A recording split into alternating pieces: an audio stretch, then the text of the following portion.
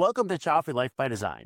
Today we're talking about reimagining life and financial planning and what it means for people who are building a child-free life on their own terms.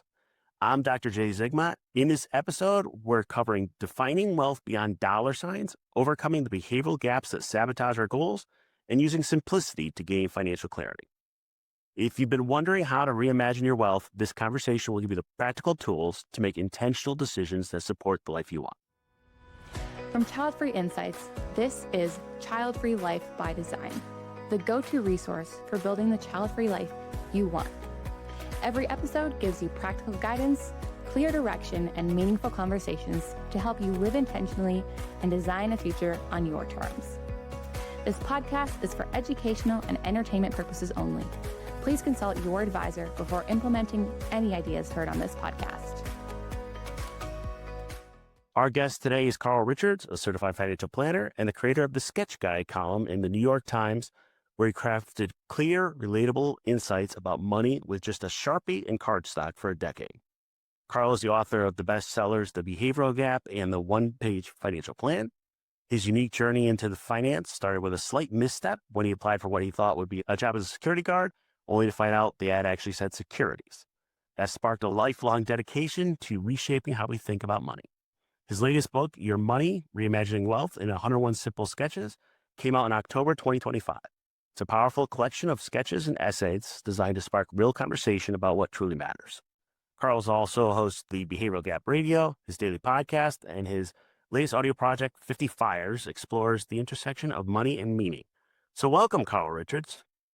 Jay, thanks. I'm really looking forward to the conversation. Thanks for having me. Yeah, and if you're listening to this, you probably want to go to the YouTube and look at the video because we're going to use some images from the book and we will explain them as best we can. A picture's worth 1,000 words. But we got the guy who drew the diagram, so you should probably go look at the video. All right, Carl. So the first image I'm going to grab is actually one of those weird stories. I've been working on this project with one of my clients who happens to be a crew chief for NASCAR. And I went into his hauler, which is their office, and saw this image sitting on the wall. And I was like, how in the world do you know Carl? And it's amazing to me because I knew you didn't draw this for, hey, how do you run a NASCAR race? But this image, I know you told me this has been everywhere. So talk a little about what this is and why it matters. Yeah. So for your listeners, let's just call it a Venn diagram. And one circle in the Venn diagram is labeled things that matter. And the other circle is labeled things I can control. And then there's a little overlap, and that overlap is what I try to focus on. So the things that matter, things I can control, I'm going to try and focus on those. And yeah, that story is fascinating because I have heard all sorts of stories like that. One of my favorite bike companies, they have it in their boardroom, venture capital, private equity, a doctor. So this is the only one of my sketches that my wife allows in the house, right? The rest have to live in the garage. I can tell you a quick story. This was generated when I was at a lacrosse game. I believe my son was maybe between 8 and 12 years old. If you've ever watched, let's say, 10-year-old boys playing lacrosse, it's really just 10-year-old boys knocking each other down with sticks. And my mom was coming to watch her grandson. And I could see from 100 yards away when she showed up, I saw her walking across the field, that something was wrong. And she sat down and I asked her what's wrong. And she said what all mothers seem to say, oh, nothing. And then I pressed a bit and she let out this long sigh. And in our family, we never talked about money. So to have a conversation about currency, she let out a big sigh and said, oh, the dollar. I'm just so worried. And I was just like, I'd been in the business maybe 10 or 11 years, helping institutions make decisions about money. And even in my own work, I'd never had a conversation about currency because in the United States, we typically don't talk about it. Everybody else talk about it. It's a whole nother story. But she said, oh, the dollar. And I was like, what do you mean the dollar? First thing I wanted to say is, what have you been reading? But I didn't. I said, tell me more. She said, well, it could collapse. And I said, okay, now I get the dollar and collapse in the same sentence. I understand you're a little worried about that. But we went on to have this conversation. Okay, let's talk about, would it matter to you? Then a more technical way to say that would be, what's your exposure? If that did happen, are you exposed to that? Does it matter? And then the second thing is, can you control it, right? And she had no control over the dollar. And I would argue that that day, it didn't matter. And the next day when she was supposed to be at church, she was still spinning around the dollar. And the next day she's supposed to be on walk on with friends. It didn't matter then either. So that's been really useful for me to get really clear about. And the good news in financial decision making, most of the things that actually matter at the end of the day, there's a couple notable exceptions, but most of them you have some control over, or at least you have control over your exposure to them. So that's where that comes from. Yeah, and I don't know about you, but at least this year, it seems like the political stuff is way too much of a topic. You wouldn't expect it to be the middle of financial planning topics, but it has been for our clients. And we've had a lot of folks, well, maybe I want to leave the US or whatever else. We're like, okay, cool. You can create a plan that if you think things are going so bad, you can leave. That doesn't mean to actually leave, but if you have the plan, you feel like you have no control because there's so many things you cannot control that at least having the financial independence to be able to choose to move or do whatever, change your life, sometimes can help. Does that make any sense? Yeah, totally. There's two ways you can go with that. One is where I thought you would go would be there's so much noise that we have no control over. And to be honest, don't even matter. It doesn't even matter. I had this great conversation with Morgan Housel recently where we talked about 3 or 4 things in the last decade, probably 3 or 4 things in the last 20 years of the United States economic history actually made a difference. And there's hundreds of headlines every day. And almost all, 99.9999% of them don't matter. So I think getting more clear about that. But what you're pointing to is when we feel a little out of control, when we feel a little scared, when we feel anxiety or nervous, it really helps to take some action to give you some locus of control. If I read the headlines about investing right now and I get nervous, my default is to go clean the garage, go chop wood and carry water.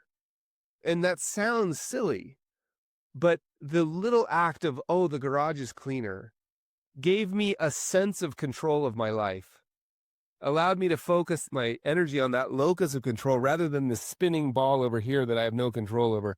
It makes me feel better. And my even better default is a little bit of my hands in the dirt, something real, something tangible. That's much better than what should I do with my stocks? And what you pointed to is like, hey, maybe I should know that I have a plan. I've talked about my exposure to these things. I've made myself more resilient if one of them shows up. And now I can try to set it aside. And the next time I get hit by one of those things, because I can't avoid the world, headlines, news, whatever, I can say, I can notice it in my body. And I can go, oh yeah, that's right. I already talked with Jay about this. I could set this aside. Go clean the garage. Yeah. And I think the hard part is there are some things we just can't control and we've got to let them go. And I'm not good at that. So maybe I can't help my clients through that, but I'm like, hey, let's make a plan.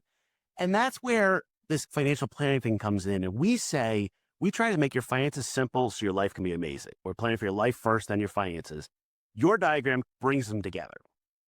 So again, another Venn diagram is a pretty simple one. One circle says your money, the other circle says your life. So your money, your life, the overlap is labeled real financial planning. And sometimes this is painted as a choice. We have to choose between your money or your life.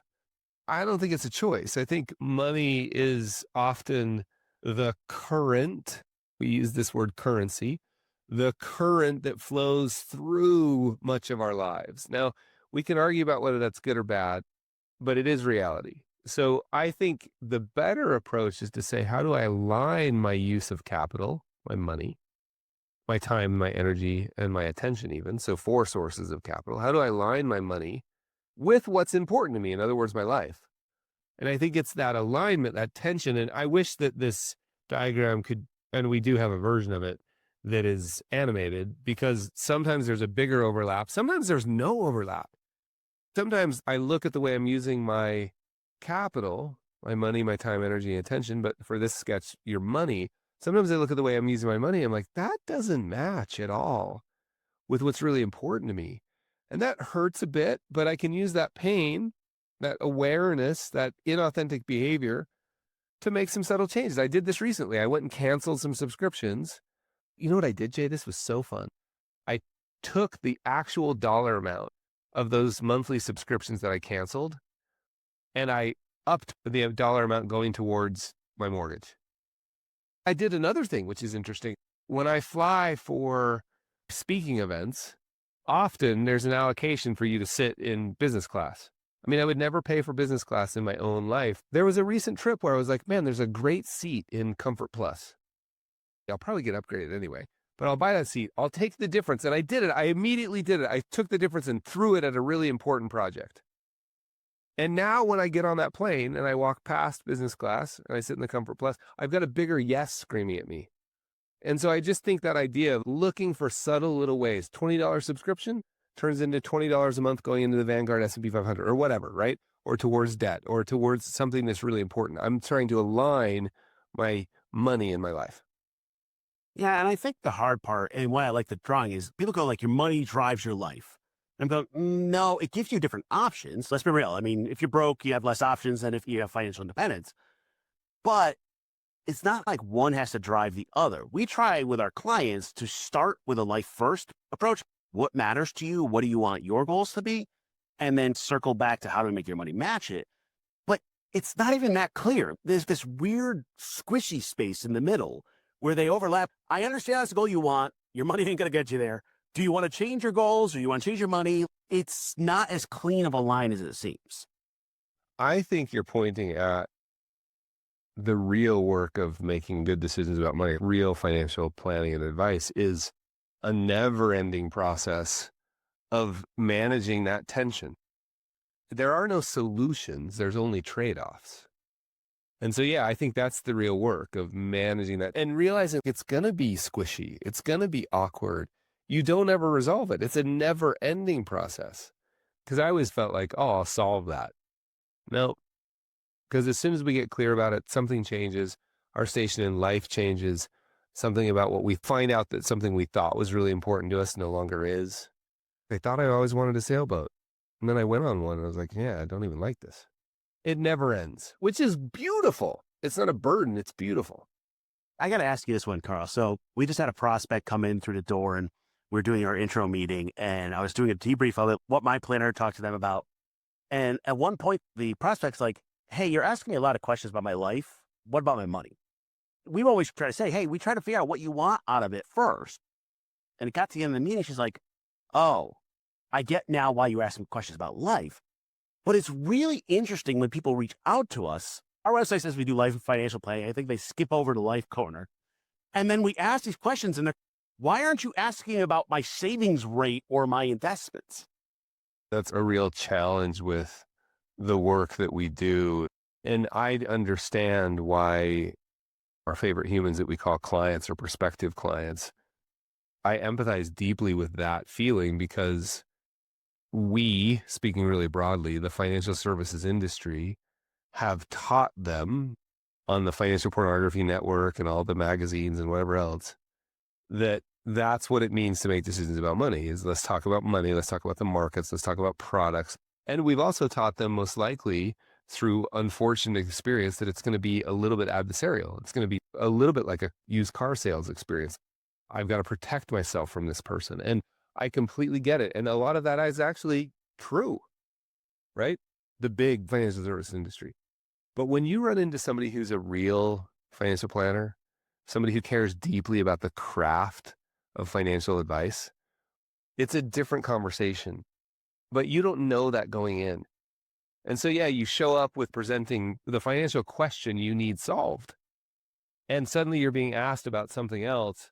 Sometimes that takes 12 to 18 months of being a client.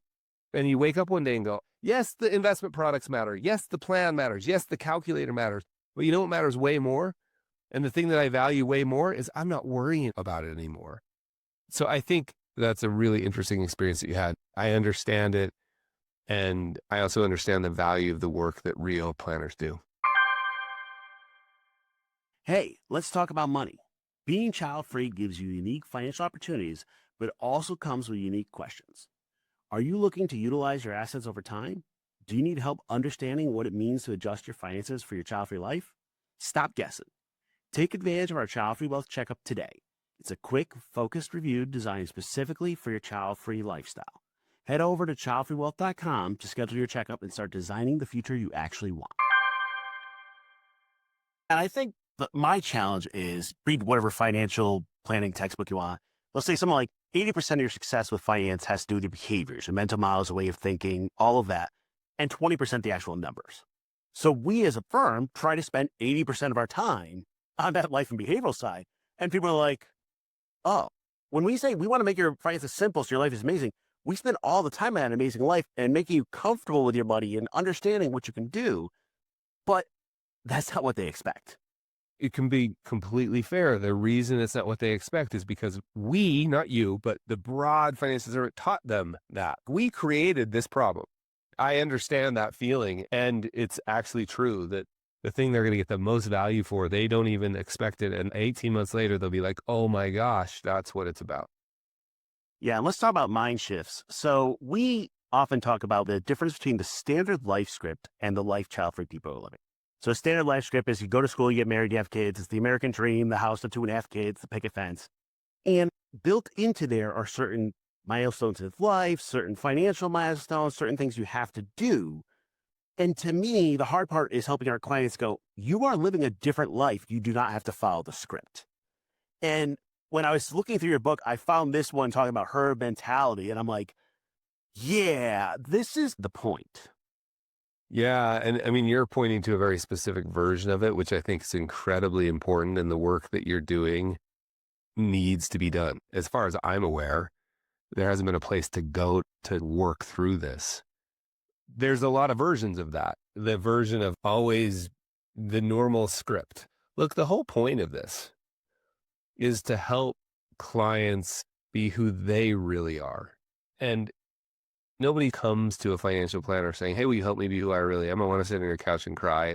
But what's the point? My favorite saying about this idea came from Stephen Covey. I'm just going to paraphrase it. The last thing you want to do is spend your whole life building and climbing a ladder only to figure out it's leaning against the wrong wall. Then getting clear about the wall you want your ladder leaning against while you're climbing it, you're going to change walls. It's tricky. And you're pointing to a very specific thing around that, which is incredibly important. So yeah, I think that's really valuable to be like, wait, whose life is this? Am I living my mom's life, my dad's life, the life that they say in the newspaper, or am I living my life? And then be generous with yourself on unfolding of that, right? And the ability to find it over time.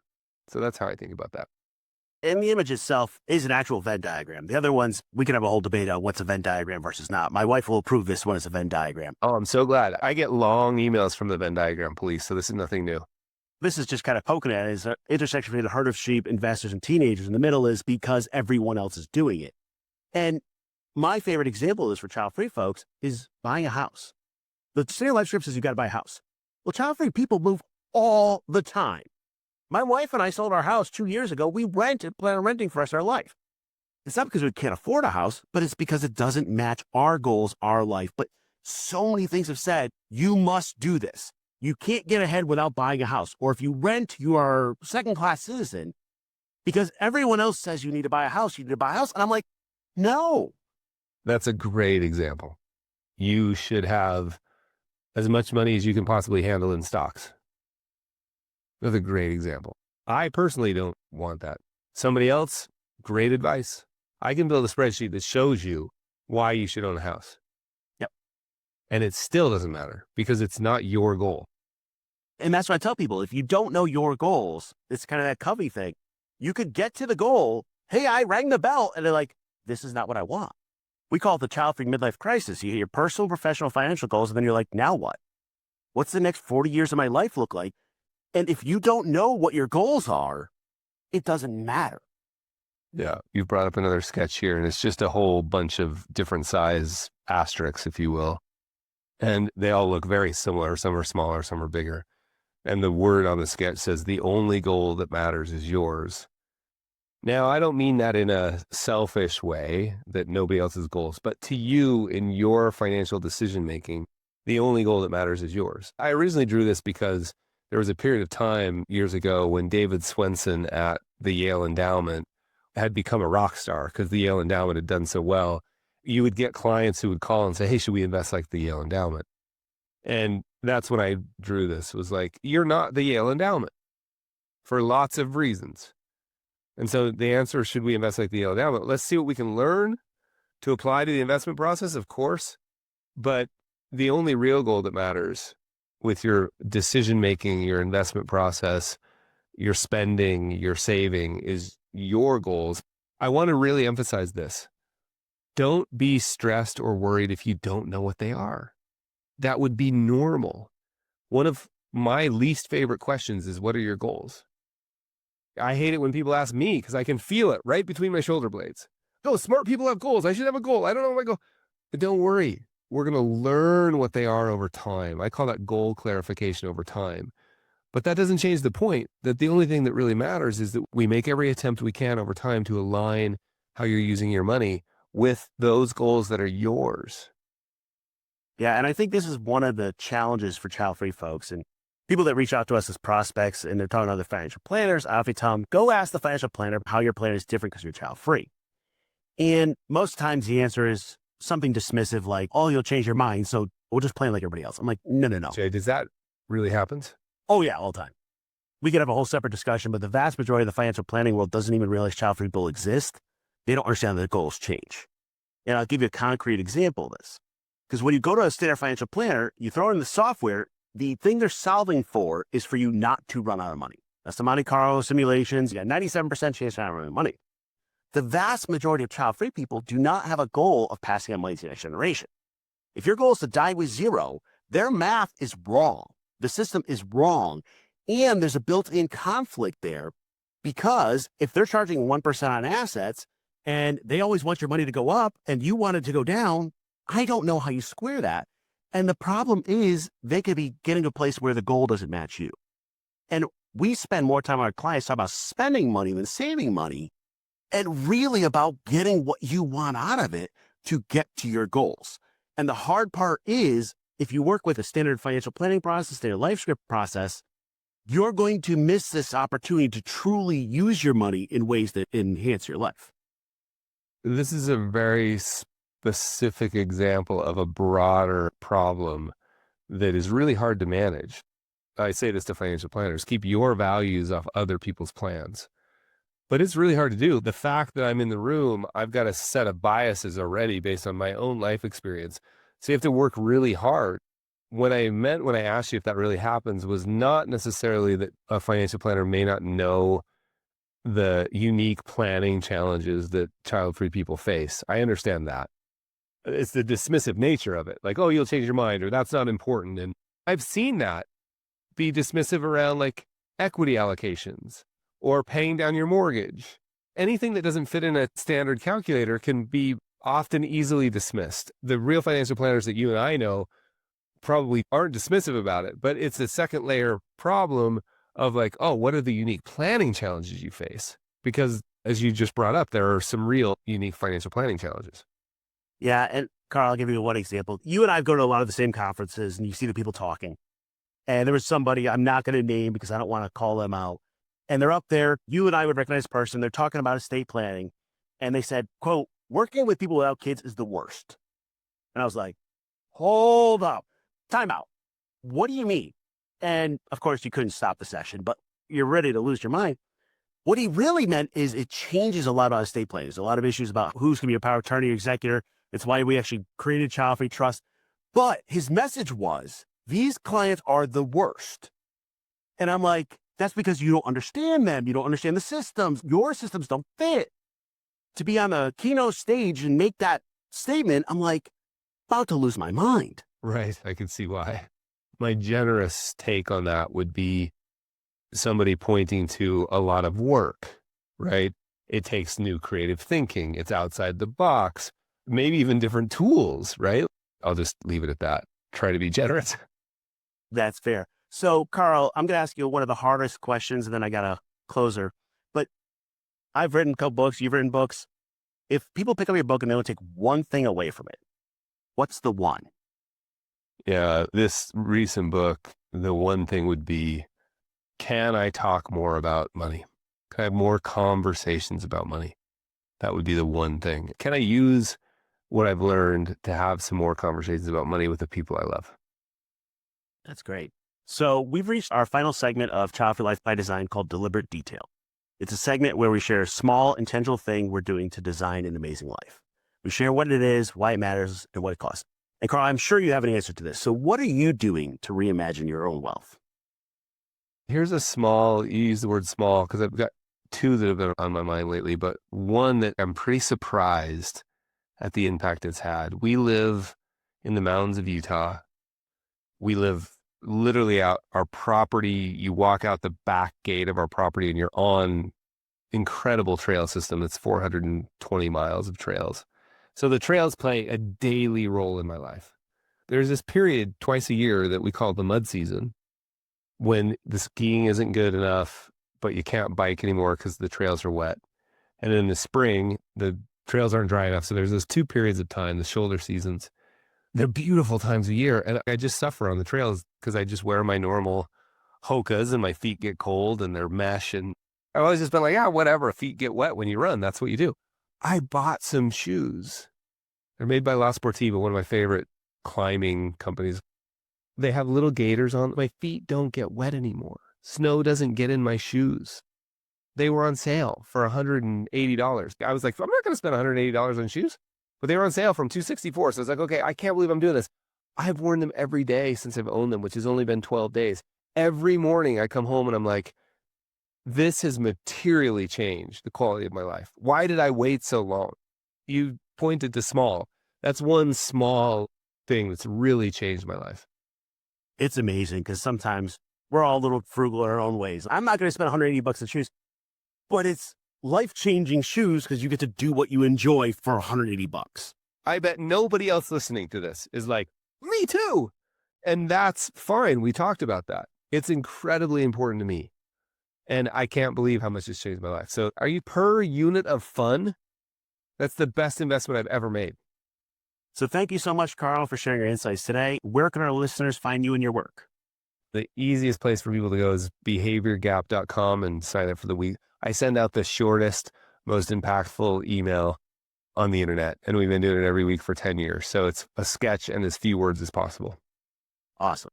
So that's all for this episode of Childfree Life by Design. Remember, intentionally choosing to invest in moments of joy is just as important as investing in your future. Until next time, happy designing.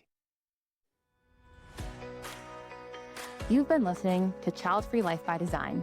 Make sure you follow the show, leave a rating or review, and connect with us on social at Childfree Insights. For more resources, guides, or upcoming events, visit childfreeinsights.com.